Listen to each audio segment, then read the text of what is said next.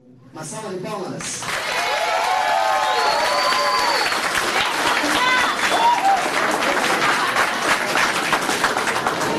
Obrigada, desde o ano passado que a gente não se vê, né? Vocês se lembram da última historinha, né? Hoje vai ser outra diferente. Se ouve, né? Eu já desde criança, né? Ouço essa história. Talvez vocês já devem conhecer também. A história do Campora ou Caipora, eu não sei o que é. Mas eu já ouvi isso daí há muito tempo. Então dizem que é um bicho. Dizem que é um bicho que quando ele está andando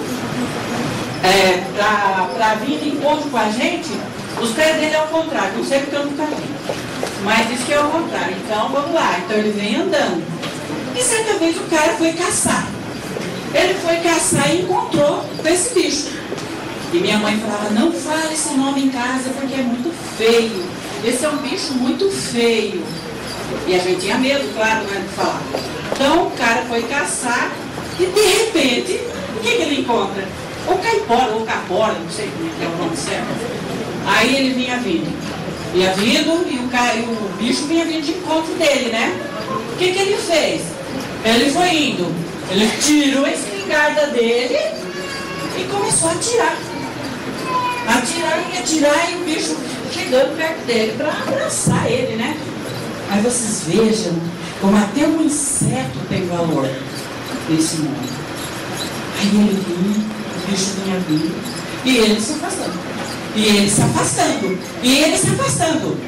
Passou um pernilongo na orelha dele e falou, umbigo! Aí ele atirou no umbigo do bicho e matou ele.